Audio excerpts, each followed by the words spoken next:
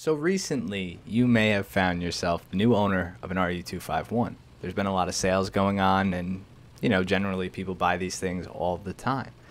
Tier 4 premiums are great cash cows, and they're super fun to play. Getting a vehicle that's completely spaded, it's just something nice about it, right? You don't have to do the grind, the grunt work. You just get it how it is, and you play it.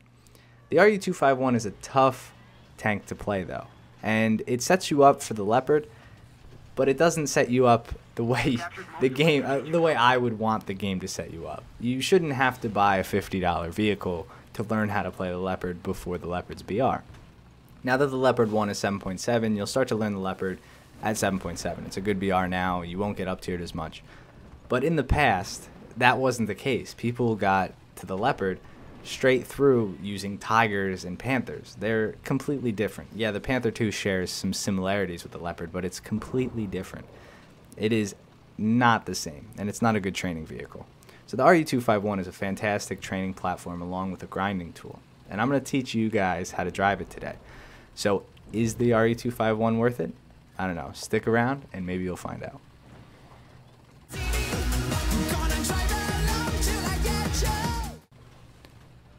Yeah, the RU251 is a German light tank, but believe me, it's Russian. This tank is so good at rushing. It is one of the fastest tanks in the game, if not the fastest. I mean, I got this thing going 80 kph today. That's fast. This is a fighting vehicle. It's got a 90 mil that shoots Heat FS. Heat FS is a late game round, and it shoots that. It goes 80 kph. Of course, it has no armor, but you want to rush with this thing, and some situations are good for it. I want people to rush. I want people to use the tank fast, and it's very effective when you do rush properly. But the thing to note, right, is there's three things you should always think about when using this tank, and that's rushing, flanking, and scooting. So those are going to be the topics that we're talking about today. Rushing.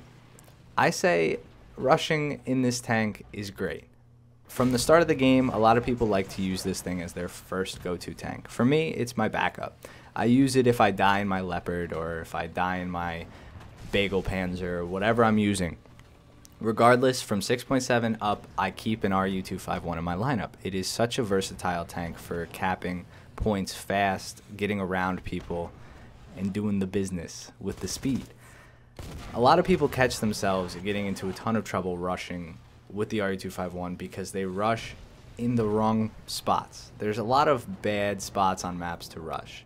And I'm not going to sit here and go over every single map and tell you where to rush because there's so many variations of game modes and stuff, but I'm going to give you a general layout, and if you guys follow the structured layout, you should be alright. Now, everything is based off experience. You learn, you get better at the game, you get better at rushing, you get better at using vehicles from using them. So don't be afraid to die, take your L's in the beginning on the chin, and then soon, rather than later, you'll start to get some W's, you'll start to kill some people, you start to do better in the vehicle. The way I generally see it is there's lanes on a map, big map like Normandy, as you see in the background now. I like to rush up the left side, or I rush up the right side, never in the middle. Stick to the sides of the maps. You'll have to engage people who like to rush and flank on the sides of the maps themselves, so be cautious when rushing. You can rush and still be cautious. I know it seems crazy, but holding W isn't the only thing that goes into rushing. You might have to slow down here or there, check a corner, be cautious, kill a tank, and still get to places faster than the enemies are expecting you to. So generally, when I'm rushing, when you're rushing, you should be slowly rushing, moving at a faster pace than all the other tanks of the game, but not getting yourself into too much trouble.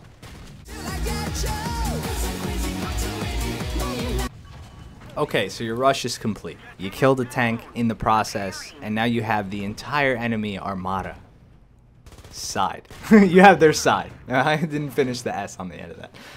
What do you do? What do you do? Do you shoot the first tank you see? No. This is very important with the RU251 in particular. You can't take damage. So you have to take the shots that are going to avoid you being noticed and do the maximum damage possible. My goal in the RU251 is to do more damage than I should. You should go 1-to-1 every game, right? You should kill a tank and then you die. You've done something. I want to do at least 2 kills and maybe a cap in the RE251 every time I take it out. Whether that be working with a teammate on the flank, as you can see here in the background, I'm going to be working with this IS-6 very closely, and he picks up a lot of kills. So when you're on a flank and a tank like an IS-6 is with you, use him. He's going to soak shots. People are going to want to shoot at him, so be hidden, stay in cover, and make the enemy shoot at the IS-6.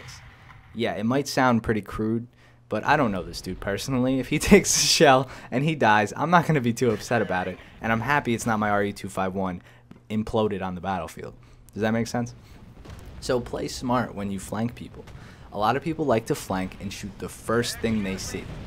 See behind me, there was an AA gun, and he shot the IS-6 instead of looking into the smoke. He got himself noticed, and he got mopped up by a guy behind him.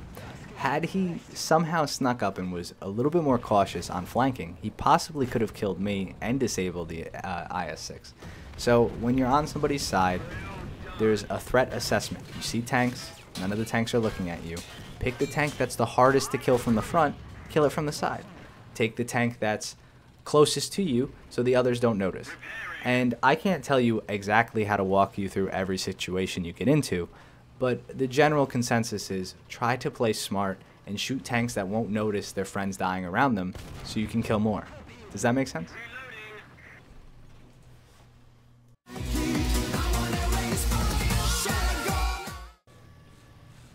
Okay, so you flanked enemy tanks, you did your rush, you got a cap, you killed 2 tanks, but everybody you killed is spawning up and they're gunning for you. What do? You scoot, of course. Scoot's such a funny word, but you get what I'm saying. Throw your pride away, alright? Just bag that shit up. Throw it out the window, alright? Run.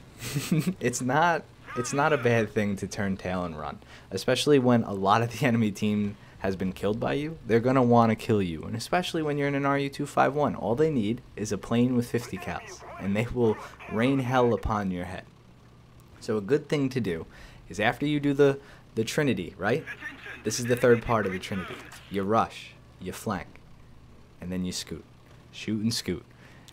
You're in the fastest tank on the battlefield, so what's the point on not using that mobility? You shoot, you scoot. You kill some tanks, and before anybody knows you're there, you use that 80 kph top speed, and you disappear. Pull a Houdini and drive that tank out of there. And then re-engage from a different flank. Do the entire cycle over again. And then before you know it, you will be an RE251 king. I know that's pretty general, right? It's a very general, but it's an outline. This is like a study guide. You know how your teacher used to give you a study guide and it's bullet points? That's what this is. This is bullet points for you guys. And if you follow every bullet point, improve on all of them, before you know it, you'll have 10 kill games in the RE251 with 3 caps and so much SP that you will throw it up.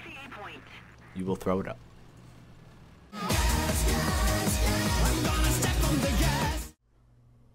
To wrap this up, I love the RE251. It's one of my favorite tanks in the game, and it has literally not changed in my lineup past 6.7 since its release. It's been in the lineup since then. Not many tanks can say that. I change tanks a lot. The heat right now is working. I wouldn't use the Hesh on it. I'm not going to tell you guys what ammo to use though, because I know we all have different preferences. Some people know how to make Hesh work. I don't. I'm not one of those people, and I'm not even going to attempt it with a 90 mil. But if you can make it work, by all means, make it work.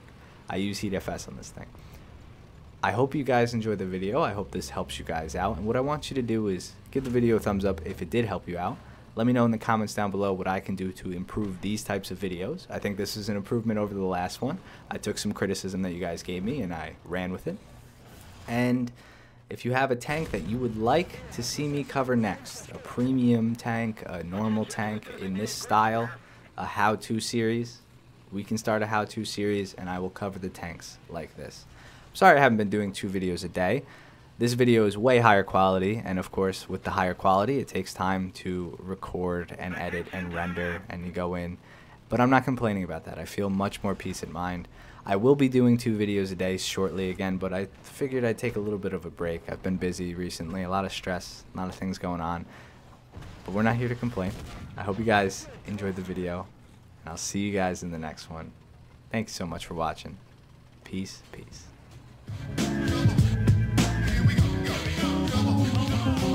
I was a terror since the public school era. Bathroom passes, cutting classes, squeezing asses. Smoking blunts was a daily routine since 13. A chubby nigga on the scene. I used to have the tray deuce and the deuce in my bubble goose. Now I got the Mac in my knapsack, lounging black, smoking sacks up in axe and sidekicks with my sidekicks, rocking fly kicks.